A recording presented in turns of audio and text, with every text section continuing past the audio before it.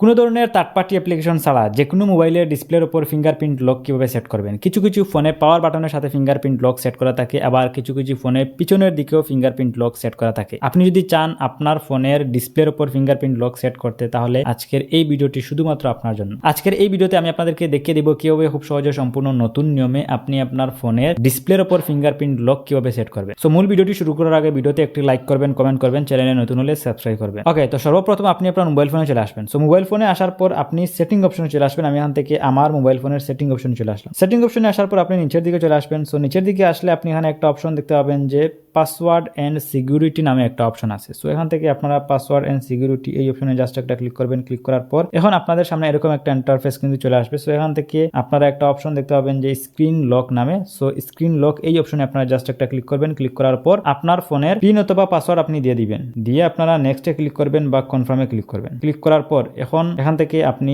এই যে নিচের দিকে একটা অপশন দেখতে পাবেন যে টার্ন অফ স্ক্রিন লক এই অপশনে জাস্ট একটা ক্লিক করবেন। ক্লিক করার পর আপনি ওকে ক্লিক করবেন। ওকে ক্লিক করার পর এখন কি হবে, আপনার ফোনে যে লকটা সেট করা ছিল ওই লকটা কিন্তু আনলক হয়ে গেছে। তো সর্বপ্রথম আপনাকে কি করতে হবে, আপনার ফোনের লকটাকে আগে আনলক করতে হবে। ওকে, সো এখন দেখেন যে আমি আমার ফোনটাকে লক করি, লক করে আবার আমি আনলক করি। দেখতে পাচ্ছেন যে কোনো প্রকার লক কিন্তু চায়নি। সো এই কাজটা আপনাকে আগে করতে হবে। সো এই কাজটা করার পর আপনি এখান থেকে এই যে একদম বেরিয়ে চলে আসবেন। সো বেরিয়ে চলে আসার পর আপনি আপনার ফোনের স্ক্রিনে ট্যাপ করে ধরে রাখবেন। সো এইভাবে ট্যাপ করে ধরে রাখবেন। ট্যাপ করে ধরে রাখার পর এরকম একটা অপশন আপনার সামনে চলে আসবে। এখান থেকে আপনারা এই যে একটা অপশন দেখতে পাচ্ছেন, এই অপশনে আপনি জাস্ট একটা ক্লিক করবেন। ক্লিক করার পর এখন আপনার সামনে ঠিক এরকম একটা ইন্টারফেস কিন্তু চলে আসবে। সো এখান থেকে আপনারা বেশ কয়েকটা অপশন দেখতে পাবেন, ফন্ট দেখতে পাবেন, রিংটোন দেখতে পাবেন, ওয়ালপেপার দেখতে পাবেন। সো এখান থেকে আপনি থিম এই যে THEMES এই অপশনে আপনারা জাস্ট একটা ক্লিক করবেন। ক্লিক করার পর সো এই জায়গায় আপনাকে সার্চ করতে হবে। তার আগে আমি এখান থেকে একটু ব্যাক করে চলে আসি। ব্যাক করে চলে আসার পর অনেকের ফোনেই আবার এইভাবে ট্যাপ করে ধরে রাখলে এই অপশনটা কিন্তু আসে না। ট্যাপ করে ধরে রাখলে এই অপশনটা কিন্তু আসে না। সো তারা কিভাবে করবেন, সো তারা এখান থেকে আপনারা কি করবেন, একদম সেটিংয়ে চলে আসবেন।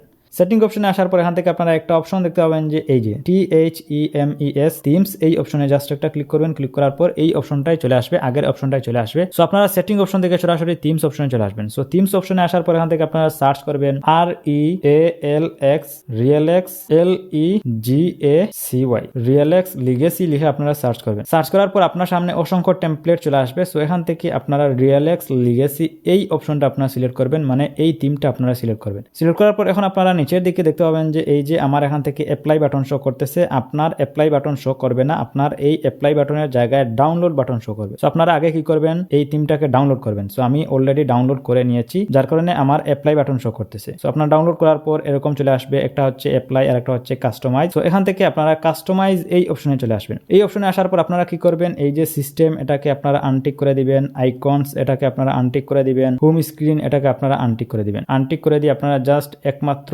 লক স্ক্রিন এইটাতে আপনারা টিকমার্ক রাখবেন। টিকমার্ক রাখার পর আপনারা অ্যাপ্লাই বাটনে ক্লিক করবেন। অ্যাপ্লাই বাটনে ক্লিক করার পর এখন দেখতে পাচ্ছেন যে অ্যাপ্লাইং এটা অ্যাপ্লাই হচ্ছে। সো এটা অ্যাপ্লাই হতে কয়েক সেকেন্ড সময় নিতে পারে, আপনারা জাস্ট একটু ওয়েট করবেন। সো অলরেডি আমার এই রিয়েলেক্স লিগেসি থিমটা কিন্তু অ্যাপ্লাই হয়ে গেছে। সো এখন আমি যদি আমার ফোনটাকে একটু লক করি, লক করলে আপনারা দেখতে পাবেন যে এই যে ফিঙ্গারপ্রিন্ট দেওয়ার মতো একটা আইকন কিন্তু চলে আসছে। সো এখন আমি যদি এই আইকনে যদি আমি ক্লিক করি, মানে ট্যাপ করে ধরে রাখি, ট্যাপ করে ধরে রাখার পর সাথে সাথেই কিন্তু আপনারা দেখতে পাবেন যে আমার ফোনটা কিন্তু আনলক হয়ে যাচ্ছে। আমি যদি আবারও আমার ফোনটাকে লক করি, লক করলে দেখতে পাবেন যে আবারও আনলক করি, আনলক করলে দেখতে পাবেন যে এই যে এরকম একটা অপশন চলে আসছে, মানে ফিঙ্গারপ্রিন্ট দেওয়ার মতো একটা অপশন চলে আসছে। আমি যদি এটাতে ট্যাপ করে ধরে রাখি, মানে চাপ দিয়ে যদি ধরে রাখি, ধরে রাখার সাথে সাথে কিন্তু আপনারা দেখতে পাবেন যে আমার ফোনটা কিন্তু আনলক হয়ে গেছে ফিঙ্গারপ্রিন্টের মাধ্যমে। ওকে, সো এখন আমি আপনাদেরকে একটা কথা বলে রাখি, এই ফিঙ্গারপ্রিন্ট লক জাস্ট দেখানোর জন্য ব্যবহার করা হয়। আপনি যে কোনো ফিঙ্গার দিয়ে যদি ট্রাই করেন, ট্রাই করলে দেখতে পাবেন যে আপনার ফোনটা কিন্তু আনলক হয়ে যাচ্ছে। সো আমি এখন আপনাদেরকে যদি একটু দেখাই, এই যে আমি যদি